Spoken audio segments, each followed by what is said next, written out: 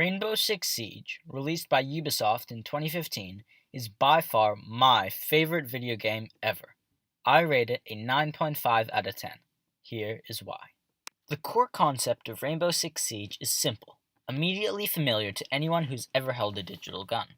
A team of 5 attackers tries to penetrate a fortified location where an evenly matched team of 5 defenders holds and protects an objective. This objective could be a bomb you defuse, a hostage you rescue, or a biohazard container you'll need to stand near to secure. You get 1 life per round. That's right, no respawn, no health regen. All it takes is a split second to die. Additionally, each player has a unique character with their own weapons and gadgets to help get the job done. What makes Siege so satisfying is the wealth of systems laid over the top. Basically, it's one word: destruction. The amount of tactical destruction in Siege is something that has never been seen before. You're no longer thinking of open lines of sight and doorways, but the ever so delicate walls and ceilings surrounding you, providing no safety, which is a scary thought. Each round starts with one of the best designed parts of a video game I have ever seen: the drone stage. How do you get past the design problem that defenders need a 45-second head start? The answer are drones. Attackers drone in to gather intel while defenders set up traps. And with a 3-minute timer, as a defender, you are just trying to waste enough time to win. As an attacker, the fight against time is always an uphill battle. Having the reflexes and skills is important, but winning at Rainbow Six Siege requires not just this. Communication, intuition, and straight up being smarter than your opponents are essential factors. Besides the ingenious gameplay that makes it fun, there's also a vast amount of psychology up the developer's sleeves, creating a highly addictive, highly enjoyable game.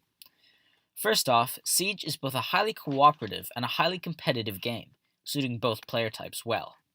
It gives people experiences, such as competitive experiences, where you have both casual and ranked matches, but also vertigo experiences, because it requires intense concentration, and you frequently get in the zone through the first-person mechanic.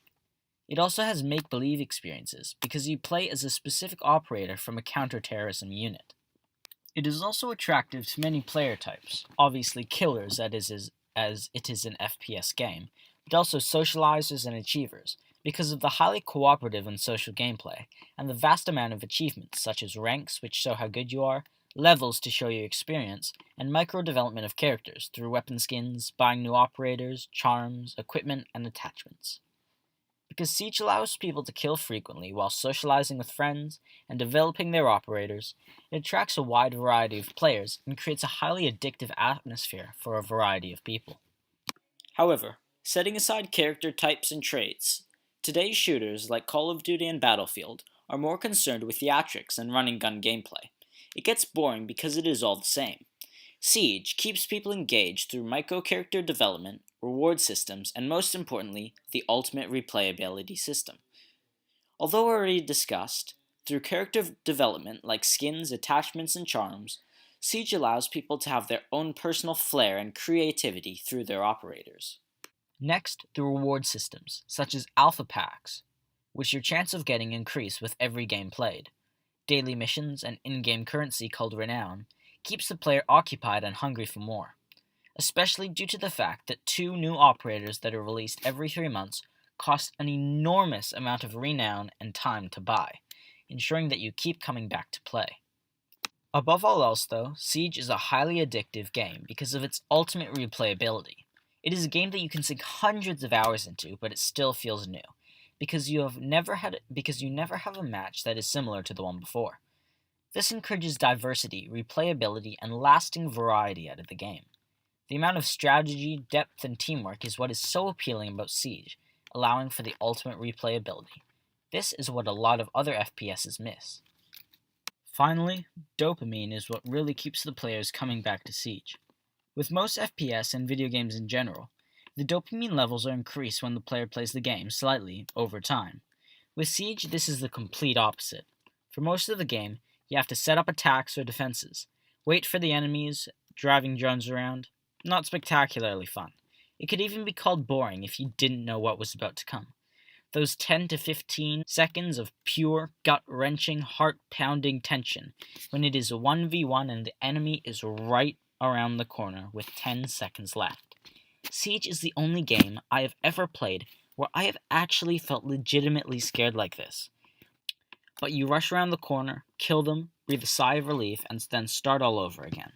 This constant skyrocketing and plummeting of dopamine levels is what is truly addictive in Siege. It gives you this sensation that no other game has ever given, at least for me that is. To put all this in one sentence, Siege is really just a breath of fresh air. It's just different. The only way to truly understand why is to play it yourself.